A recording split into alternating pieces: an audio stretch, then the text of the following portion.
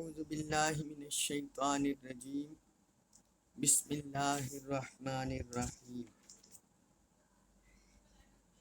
امینا کیا حمزہ استفہام کا ہے کیا امینا پس بے خوف ہوگے امینا کیا بے خوف ہوگے اہل القریٰ بستیوں والے بستیوں کے رہنے والے فرمایا کیا وہ بے خوف ہوگے یہ کہ یاتیا آئے ہم ان کے پاس بأسنا بأس عذاب نہ ہمارا بیاتن رات کو فرمایا امنا اہل القریٰ ان یاتیہم بأسنا بیاتن کیا اب بستیوں کے باشندے اس بات سے بے خوف ہو گئے ہیں کہ ان پر ہمارا عذاب رات کو آ پہنچے وہم اور وہ نائمون سو رہے ہوں حالانکہ وہ غفلت کی نیند سوئے ہوئے ہوں۔ آیت نمبر 98 بھی ہم ساتھ پڑھ لیتے ہیں، اس کا مضمون بھی ملتا جلتا ہے۔ تو فرمایا آوا کیا امینا بے خوف ہو گئے ہیں اہل القریٰ بستیوں کے رہنے والے۔ اہل القریٰ قریٰ بستیاں، قریۃ ان کی جمع، اور اہل اس کے باشندے، اہل القریٰ بستیوں کے باشندے، بستیوں کے رہنے والے۔ فرمایا اب امین اہل القریٰ یا بستیوں کے باشندے بے خوف ہو گئے ہیں یہ کہ یاتیا آئے ہم ان کے پاس بأسنا بأس عذاب نہ ہمارا دوہن دن چڑھے، جب دن خوب روشن ہو جاتا ہے، چاشت کا وقت ہوتا ہے عمومی طور پر دوہن، چاشت کا وقت یا خوب جب دن چڑھ جاتا ہے۔ تو فرمایا کیا بستیوں کے رہنے والے اس بات سے بے خوف ہو گئے ہیں کہ ان کے پاس ہمارا عذاب دن چڑھے آ جائے۔ وہم اور وہ یلعبون کھیل رہے ہوں، یلعبون کھیل رہے ہوں، یعنی دنیا کے کاموں میں مشغول ہوں، کھیل کود میں مصروف ہوں۔ ان دونوں آیتوں میں اللہ تعالیٰ نے جو اہل کفر ہیں، اہل فسق ہیں، اللہ کے نافرمان ہیں، ان کو تنبیہ کیا اور ان کو ڈرایا ہے۔ پہلی آیت میں فرمایا، آیت نمبر 96 میں فرمایا جو اہل قریٰ ہیں کیا وہ اس بات سے بے خوف ہو گئے کہ ان کے پاس رات کو عذاب آ جائے؟ یعنی جتنے بھی لوگ نافرمانیوں میں مبتلا ہیں، اللہ اور اللہ کے رسول کی اطاعت سے انحراف کر رہے ہیں، بھولے ہوئے ہیں، اپنے نفس کے پیچھے چل رہے ہیں، دنیا کما رہے ہیں اور عبادات سے غافل ہیں، اللہ کی توحید سے، اللہ کے رسول کی رسالت سے، آخرت سے یہ غافل ہیں۔ تو فرمایا کیا یہ لوگ اللہ کے عذاب سے بے خوف ہو گئے ہیں کہ ان کے پاس رات کو عذاب آ جائے؟ وہم نائمون اور وہ سوئے ہوئے ہوں، یعنی رات کو جس وقت انسان اپنے دن کے سارے کام کاج کر کے تھکا ماندہ ہوتا ہے اور رات کو بستر میں چلا جاتا ہے اور آرام کرتا ہے، تو فرمایا اس حالت میں ان پر عذاب آ جائے، کیا وہ اس گھڑی سے بے خوف ہو گئے ہیں؟ اور پھر آگے آیت نمبر 98 میں دوسری گھڑی کا ذکر کیا، فرمایا یا اہل قریٰ بستیوں کے رہنے والے، شہروں کے رہنے والے، علاقوں کے رہنے والے کیا اس بات سے بے خوف ہو گئے ہیں کہ ان پر دن چڑھے عذاب آ جائے؟ ان یاتیہم بأسنا ضحی کہ ان کے پاس دن چڑھے عذاب آ جائے، کہ جس وقت انسان صبح کے وقت اپنے کام کاج میں مصروف ہوتا ہے، اپنے بازار کے کام میں، دکانداری میں، تجارت میں، اپنی ملازمت میں، تو فرمایا اس وقت ان کے پاس ہمارا عذاب آ جائے تو کیا اس سے بے خوف ہو گئے ہیں؟ وَهُمْ يَلْعَبُونَ اور وہ کھیل کود میں مصروف ہوں، کھیل رہے ہوں، دنیا کے کام کاج میں اور دنیا کے اس طرح لہو و لعب میں وہ سب اس میں مصروف ہوں، تو اس حالت میں ان کے پاس عذاب آ جائے، کیا وہ اس سے بے خوف ہو گئے ہیں؟ اب ان دونوں آیتوں میں اللہ تعالیٰ نے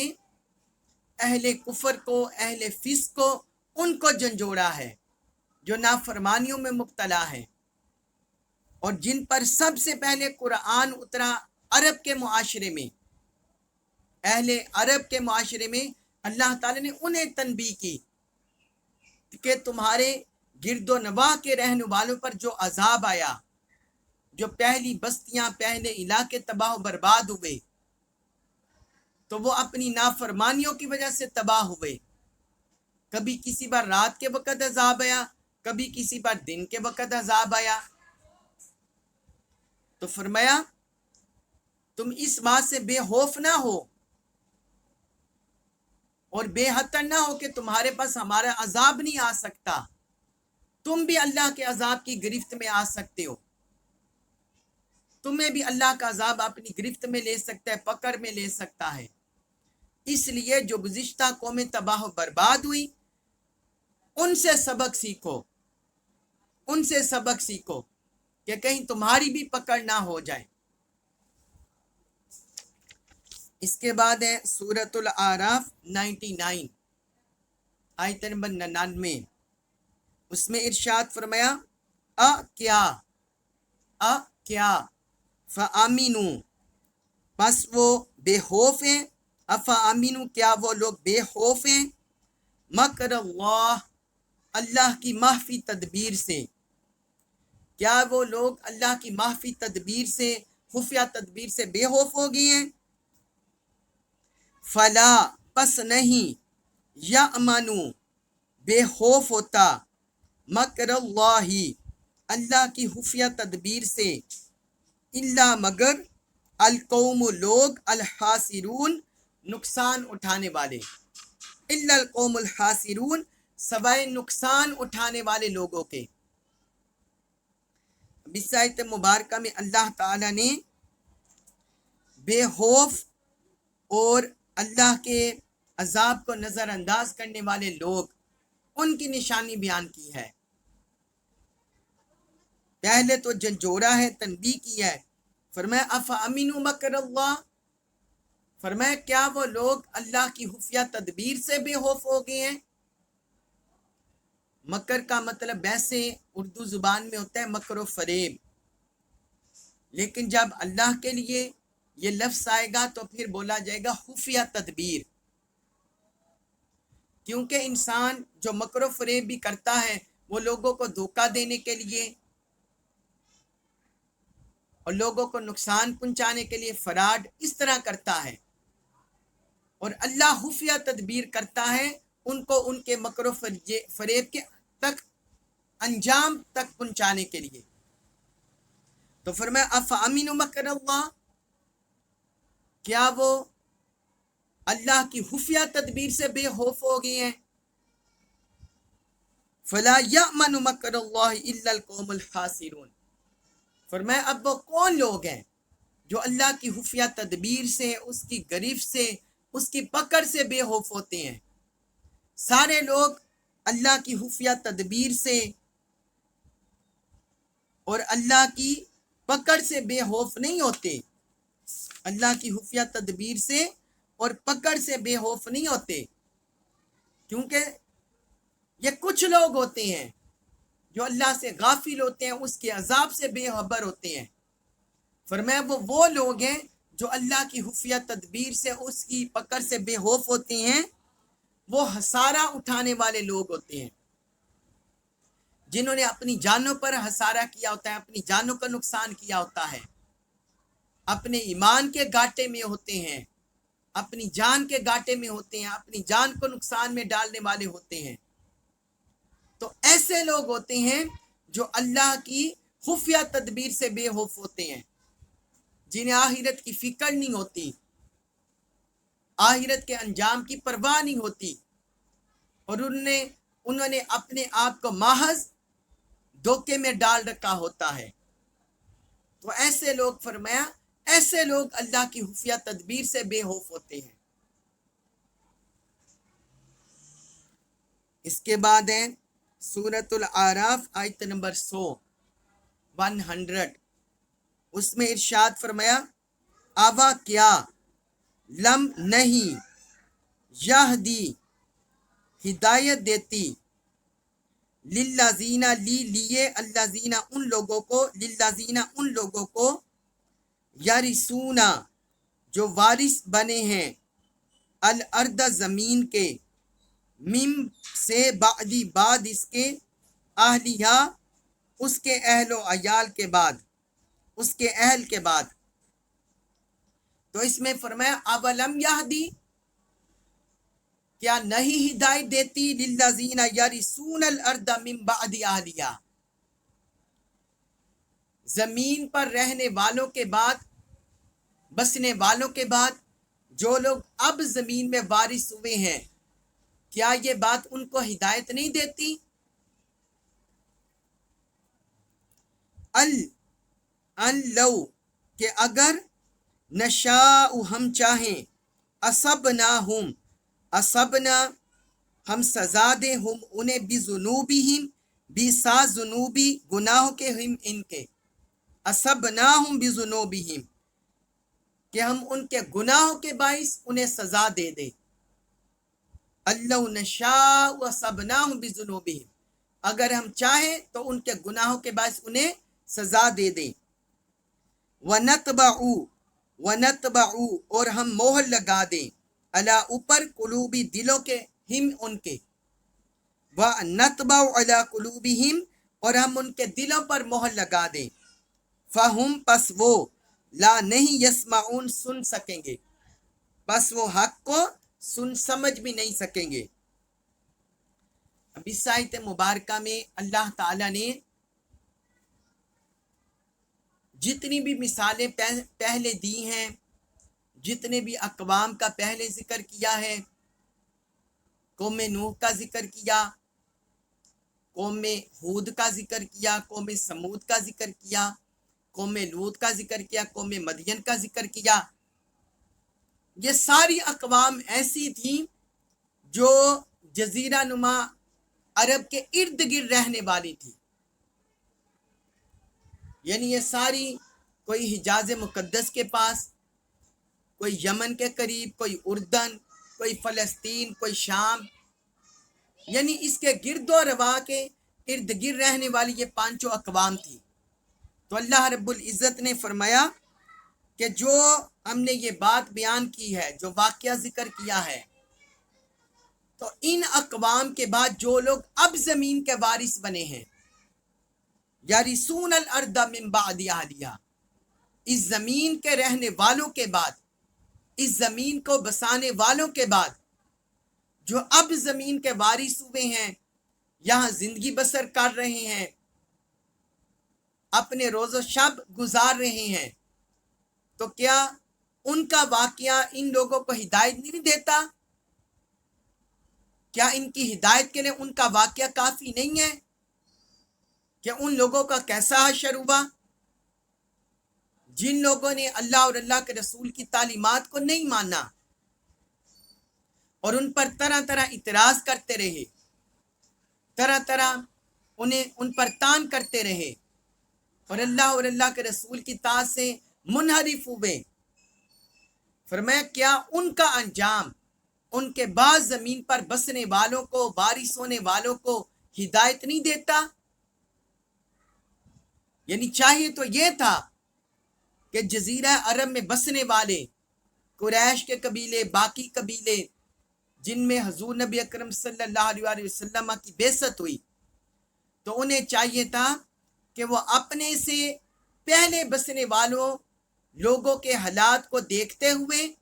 उनका अंजाम देखते हुए इस कुरान और साहिब कुरान की मारिफत हासिल करते और हिदायत पर आ जाते, लेकिन वो हिदायत पर नहीं आए, बल्कि जिस तरह उस कौम के सरदार थे, माला थे, मुतकब्बिर थे, मगरूर थे, मुनहरिफ लोग थे।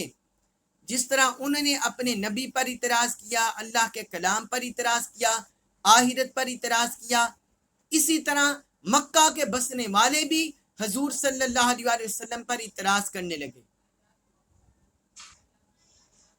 कभी कहते ये हमारी तरह इंसान है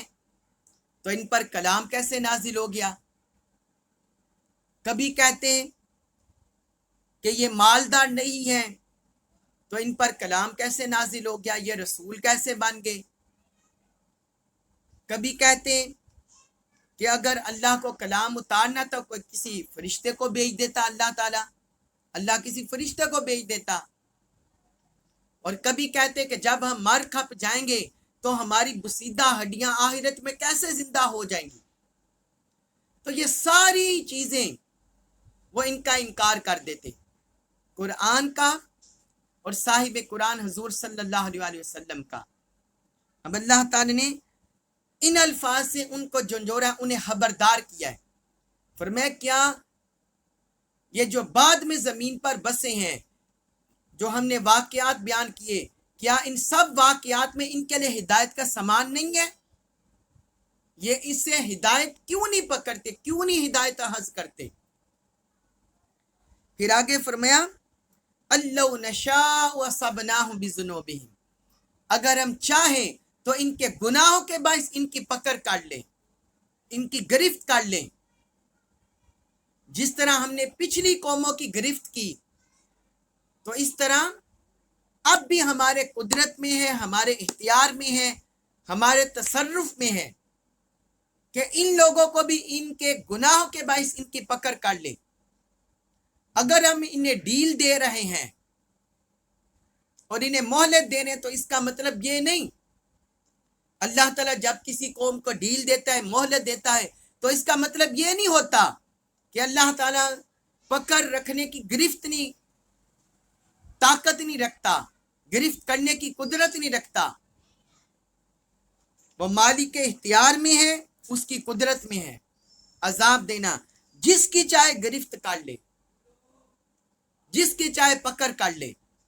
यहां अल्लाह ताला ने अपनी कुदरत का जिक्र किया है। अब एक और सबब भी है जो हजूर सल्लल्लाहु अलैहि वसल्लम के जमाना के बाद मिन हैसुल कुल किसी भी काफिर कौम पर अजाब भी नहीं आया, किसी काफिर कौम पर भी मिन हैसुल कुल अजाब नहीं आया। उसका एक सबब है, वो सबब ये है कि अल्लाह ने कुरान में यह भी बयान फरमा दिया है, ए हबीब आपके होते हुए अल्लाह इन्हें अजाब में मुब्तला नहीं करेगा। अल्लाह ताला ने फरमाया सूरतुल अनफाल आयत नंबर 33 में फरमाया वमा कानल्लाहु लियुअज़्ज़िबहुम व अंत फीहिम, और अल्लाह की ये शान नहीं कि वो उनको अजाब दें हालांकि आप इनमें मौजूद हैं। तो हुजूर का वजूद अक़दस ना सिर्फ मुसलमानों के लिए, अहले ईमान के लिए मिन हैसुल कुल अजाब से हिफाजत का बाइस है, बल्कि जमी अहले इंसान के लिए भी हुजूर का वजूद अक़दस, वजूद मसूद सारे इंसानियत पर भी रहमत का बाइस है। आप ये देखें कितने इलाके हैं जहां मुशरिकीन का गलबा है, कुफर का गलबा है, इस्लाम के खिलाफ साजिशें हो रही हैं। कितने इलाके हैं दुनिया में फैले हुए, लेकिन वो सारे महफूज हैं, मिन हैसिल कुल बर्बाद नहीं हुए। इसका सबब क्या है? वो हुजूर का वजूद अक़दस है दुनिया में, कि जब से अल्लाह ताला ने दुनिया में अपने हबीब को भेज दिया है, आपका वजूद मसूद इस दुनिया में मदफून है और आप पसे पर्दा है, दुनिया में आराम फरमा रहे हैं। तो अल्लाह पाक ने आपके वजूद मसूद की बरकत से मिन हैसिल कुल इंसानियत को टोटली यानी कुल्ली तौर पर अजाब से तबाह करने से महफूज कर दिया है, महफूज रखा है। लेकिन इसका यह मतलब नहीं कि अल्लाह की कुदरत नहीं है। अल्लाह की कुदरत है, उसकी ताकत है, इख्तियार है। वो जिसको चाहे फरमाया हम गुनाहों के बाइस इनकी गिरफ्त कर लें, وَنَطْبَعُ عَلَىٰ قُلُوبِهِمْ، اور آگے فرمایا اور ان کے دلوں پر مہر لگا دیں۔ اب اس کا یہ مطلب نہیں ہوتا کہ اللہ اور اللہ کے رسول کی تعلیمات میں کمی ہے، معاذ اللہ، استغفر اللہ، یا حضور صلی اللہ علیہ وآلہ وسلم کی تبلیغ میں کوئی کمی ہے، یا قرآن کی اثر انگیزی میں کوئی کمی ہے، یا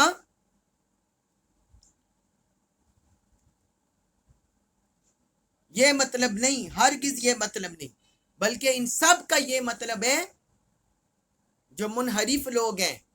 کہ خود ان کے اندر یہ صلاحیت نہیں ہے، اہل کفر کے اندر، اہل طاغوت کے اندر، سرکش قوتوں کے اندر، باطل قوتوں کے اندر خود یہ کیپیسٹی، اہلیت، صلاحیت نہیں ہے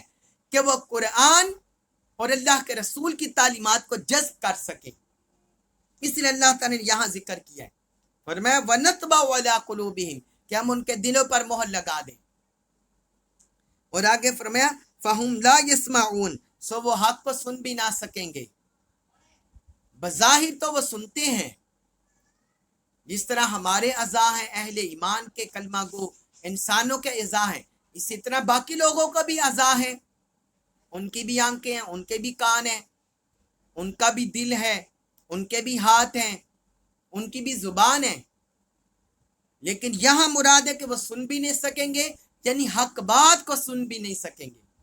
حق بات کو نہیں سن سکیں گے، بظاہر سنیں گے لیکن وہ اثر انگیزی نہیں کرے گا ان کے دل پر، ان کی روح پر اور ان کے قلب پر۔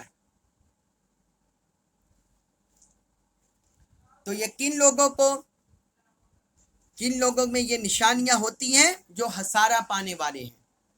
جس کا پچھلی آیت میں ذکر ہوا، اور وہ لوگ جو اللہ کے کلام سے ہدایت نہیں پاتے، اللہ کے کلام سے، جو اس آیت میں ذکر ہوا اولم یہدی، جو اللہ کے کلام سے، اس کی تعلیمات سے جو ہدایت نہیں پاتے، تو ایسے لوگ ہیں جن کے دلوں پر مہر لگا دی جاتی ہے اور وہ حق سن سمجھ نہیں سکتے، ایسے لوگ ہوتے ہیں۔ یہ دو نشانیاں ان لوگوں کے لیے بیان کی جو ہدایت اخذ نہیں کرتے، ہدایت نہیں پاتے اللہ کی تعلیمات سے۔ اس کے بعد فرمایا سورۃ الاعراف آیت نمبر 101 101، اس میں فرمایا تل کا، وہ، تل کا اس میں اشارہ بعید ہے، اس میں اشارہ بعید، کسی دور کی چیز کی طرف اشارہ کرنا، اس کے لیے آتا ہے تل کا۔ فرمایا تل کا القرا، وہ بستیاں، تل کا القرا، فرمایا وہ بستیاں، نقصو، ہم سنا رہے ہیں، بیان کر رہے ہیں، علیکا، علا اوپر کا آپ کے، علیکا آپ پر، من سے، انبائیہا، انبائی خبریں ہیا ہاں ان کی، تلک القرى نقص علیک من انبائیہا،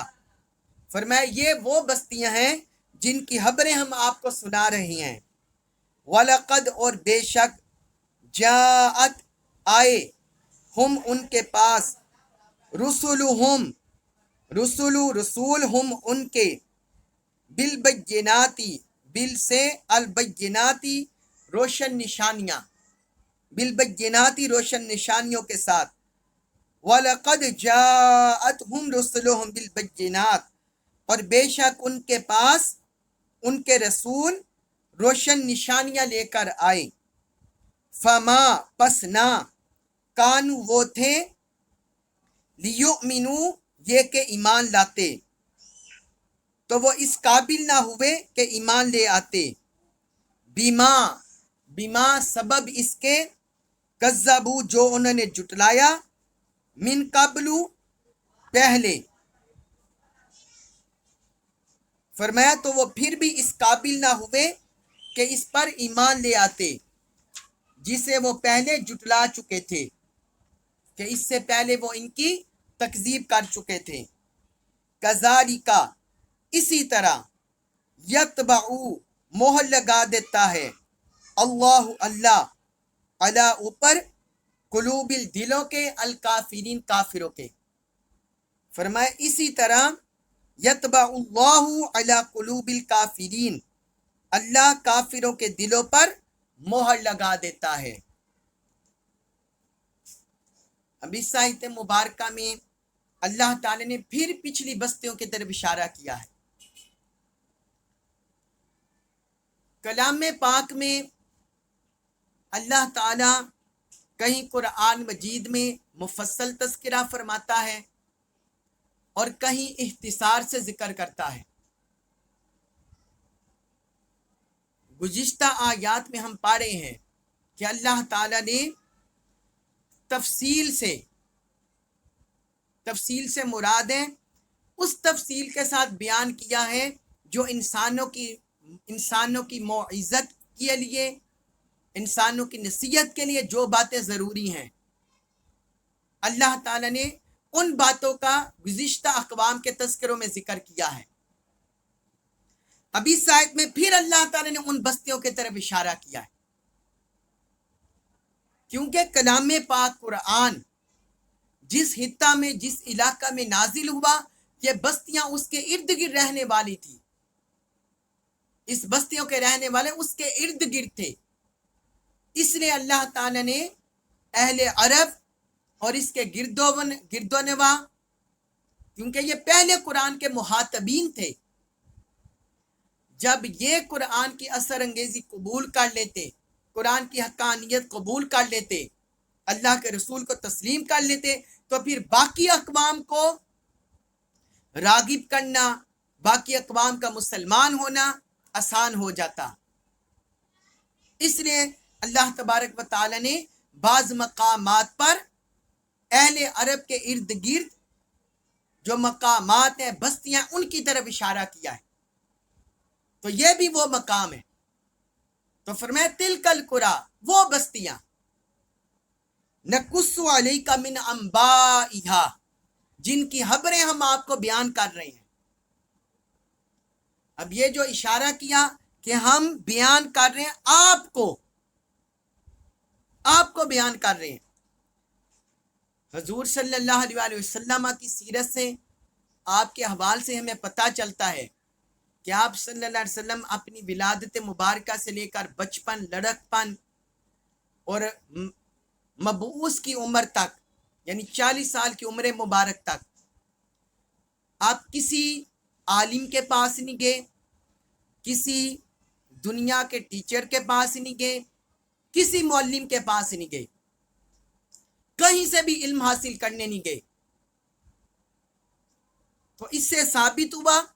جو حضور صلی اللہ علیہ وسلم نے پچھلی اقوام کے واقعات بیان کر دیے،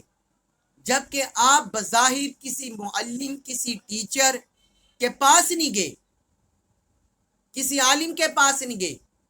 کسی تاریخ دان مؤرخ کے پاس نہیں گئے، اور ان کے پاس جائے بغیر جو آپ نے گزشتہ اقوام اور گزشتہ اقوام میں آئے پیغمبروں کے حالات بیان کر دیے، تو یہی اس بات کی دلیل تھا